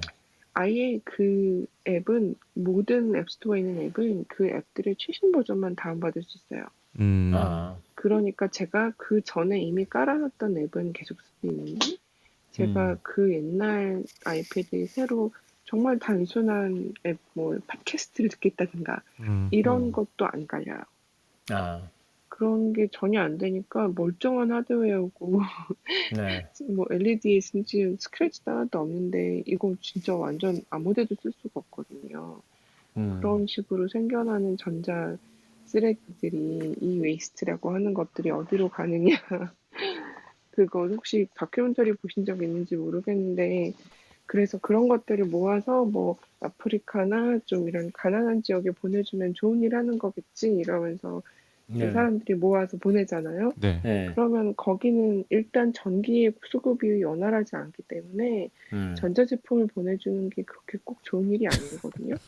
그럴 것 같네요. 그러니까 네, 그런 것들을 어린아이들이 전자제품 세밀하고 잘 안 보이니까 네. 어린아이들이 그런 것들을 분해해서 중금속 다 마셔가면서 내다 팔아요. 아, 그거 보면 아, 사람이 이러면 안 되는데 우리가 이렇게 살면 안 되는데 한 생각이 진짜 절로 들거든요. 그래서 그 사진을 보면 참. 미국의 뭐 무슨 학교에서 쓰던 컴퓨터다 뭐 이런 스티커도 그냥 다 붙어 있는데 그 애들이 그걸 이제 플라스틱이나 이런 걸 다 녹여서 중금속만 빼서 파니까 그 플라스틱에서 나오는 매연과 그러면서 나오는 중금속에서 나오는 것도 다 마시고 있는 그 사진이 있거든요. 그거 보면 아 진짜 이러면 안 된다는 생각 절로 들어요. 참 맞아요. 창의적으로 못된 일을 시키네요. 뭔가 그런 거 근데 보내주면 사실 기부하는 사람들은 너무 좋은 마음으로 하는 것 같은데 그렇죠. 그게 그 사람들한테는 사실은 누가 못된 일을 시킨다고 하는 것도 되게 애매한 것이 그 사람들한테는 그거 가지고 있어봤자 전기가 없으니까 전기 수급이 잘 안 되니까 아무 데도 쓸데 없으니까 거기서 팔만한 금속이라도 빼다 팔면 생계에 도움이 되거든요. 그게 예전에 나쁜 짓이라고 하기도 어려워요. 맞아요. 그 예전에 그런 뉴스 있었는데 그 아프리카에서 컴퓨터를 배우고 싶은데 잘 못 배우니까 칠판에 뭐였지? 그 파워포인트인가 엑셀인가 뭐 그런 걸 분필로 그려가지고 하는 사진이 돌았는데 그것 때문에 마소였나? 정확히는 기억이 안 나요. 근데 어떤 IT 회사에서 컴퓨터를 거기 그 마을에 수십 대를 보내줬다 이런 미담이 있었는데 결국엔 그거 다 부품 분해돼가지고 팔린 건 아닐지. 충분히 가능한 얘기죠. 그리고 애들이 그런 걸 뭐 분류를 그렇게 잘할 리가 없으니까 그 남은 찌꺼기들이 그대로 거기 그냥 땅을 다 오염시켜요. 참 안타깝습니다. 근데 그게 이제 분해도 그렇지만 왜 생산 과정에서 근데 그 방금 이재민도 잠깐 언급을 하셨는데 이거를 그 사람들은 돈을 벌려고 하는 거기 때문에 이게 엄밀하게 우리가 걔네들 보고 분해하라고 준 거 아니기 때문에 우리는 책임이 없다. 쟤네들이 돈을 벌려고 그렇게 한 것이다. 이렇게 얘기할 수가 있잖아요. 책임 회피로 선진국가에서는.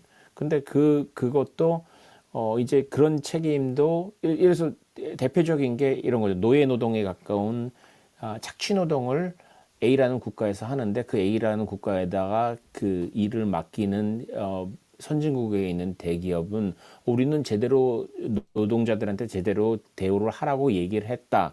그렇기 때문에 그 다음에 일어난 일은 그쪽의 잘못이다라고 얘기하는 그런 행동을 1980년대 정도까지 했던 걸로 알고 있어요. 근데 90년대에도 있었죠. 90년대도 있었죠.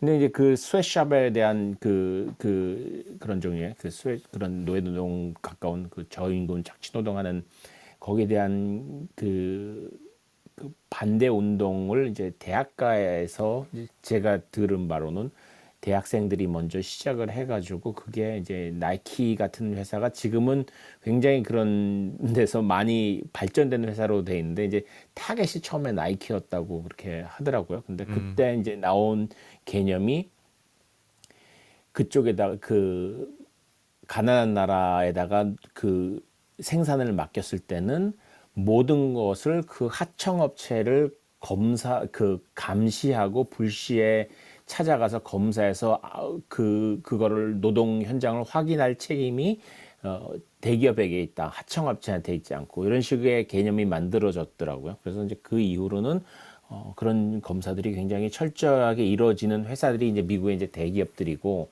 그렇지 않은 회사들은 또 그렇지 않죠. 그러니까 결국 그렇지 않은 회사들이 이제 빠져나가는 거는 뭐 우리가 시킨 건가? 우리는 뭐 돈 주면 끝나는 거였지 이렇게 나오는 거죠. 그래서 네, 그런 개념을 좀 더 확대해서 말씀하신 것처럼 그 분해나 이런 관련하는 것까지 우리가 그 사람들한테 그걸 줬을 때 어떤 일이 일어날지에 대한 책임까지도 사실은 저는 챙겨야 된다고 생각합니다.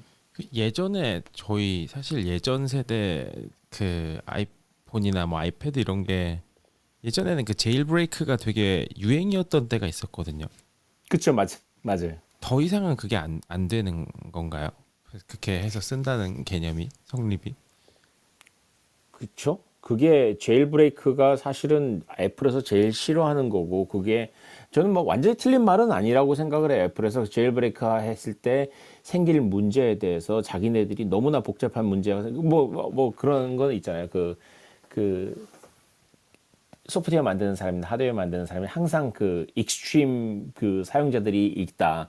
그 익스트림 사용자들이 무슨 짓을 할지에 대비해서 모든 걸 뭐라 그러죠? 얘기가 그 표현이 있죠. 그 케이오스 멍키라는 거 있잖아요. 케이오스 멍키 케이스. 그러니까 원숭이들이 이걸 만져가지고 완전히 엉망이 됐을 때도 작동할 수 있는가 이런 개념으로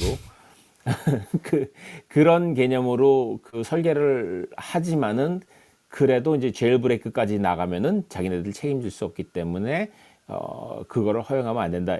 저는 원칙상으로는 맞는데 그건 맞는 얘기이긴 한데 사실 그걸 핑계로 너무나 많은 이득을 보는 행동을 하고 있기 때문에 거기 그 표현에 대한 그런 우리는 소비자를 저는 일정 부분 보호하는 거는 맞지만은 그걸 이용해 가지고도 너무나 많은 이득을 챙기고 있기 때문에 그 사람들의 그 말도 신뢰를 잃었다는 거죠.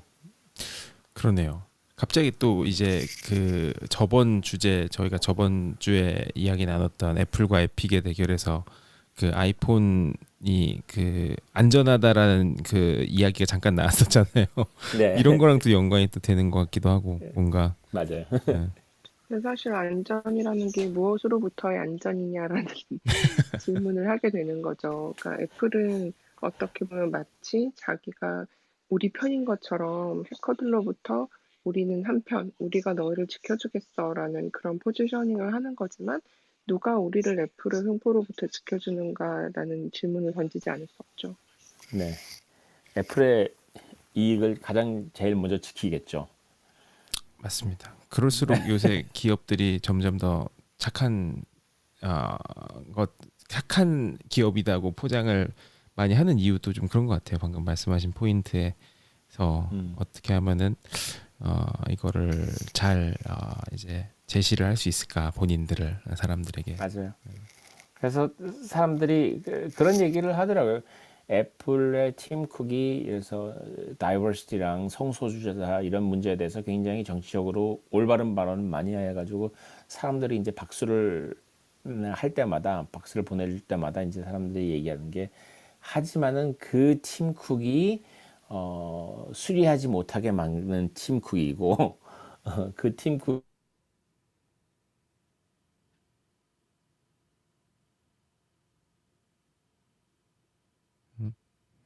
상현님? 저만 안 들리는 줄 알았더니 아니었나요? 구글 같은 회사가 이제 세금을 절세를 한다는 이유로 사실상의 탈세를 하고 있는 이런 모든 거를 용서해주면 안 된다는 얘기죠. 상현님 사실 한 10초 정도 안 들리셨어요. 네, 제가 오늘 뭐가 잠깐 떨어지는 뭐 이게 약간 좀 문제가 있는 것 같죠? 사실 아까 제 친구도 저희 방에 들어왔다가 막 계속 튕기더라고 하더라고요. 메시지가 왔어요. 그래서 연결이 오늘 좀 이상한 것 같다. 오늘 지금 클럽하우스가 서버의 로드가 너무 높아서 지금 상태가 불안정하다고. 유명인이 어딘가에 왔나 보네요. 그런가 봐요. 근데 그 예전에 일론 머스크 등장했을 때 이후로 이렇게 끊긴 적은 없었는데. 어디서 일론 마크 머스크가 주커버그 왔다 갔다 떴을 때도 만만치 않았죠. 맞아요. 누가 어딘가 오지 않았나 생각을 잠깐 해봅니다. 저는 저희 방송 때문이라고 생각하겠습니다. 네. 재밌습니다. 벌써 지금 1시 32분이 되었네요. 예. 네. 또 저희 사실 저희 매주 방송 이야기들이 사실 애플 팟캐스트 그리고 스포티파이 그리고 유튜브를 통해서 여러분들에게 계속 이제 다시 듣기로 제공이 되고 있으니까요. 혹시라도 또 오늘 방송 놓치셨거나 지난 방송 듣고 싶으신 분들은 오피스아워 검색해 주시면 또 떠요. 그래서 저희 또 오늘 사실 1시간 반이 넘었기 때문에 오늘 방송 여기까지 한번 하고 마치는 걸로 하면 좋을 것 같네요. 네. 네. 알겠습니다. 재밌었습니다. 수고 너무 많으셨고요. 제가 말씀드린 대로 저희 방송 업로드 할 테니까요. 다시 듣기로 또 들어주시면 감사할 것 같고요. 다음 주에 또 뵙도록 하겠습니다. 네, 이재희님도 올라와 주셔서 감사합니다. 네, 오늘도 잘 들었습니다. 네. 감사합니다. 감사합니다. 좋은 밤 되세요. 뵙겠습니다. 네. 네.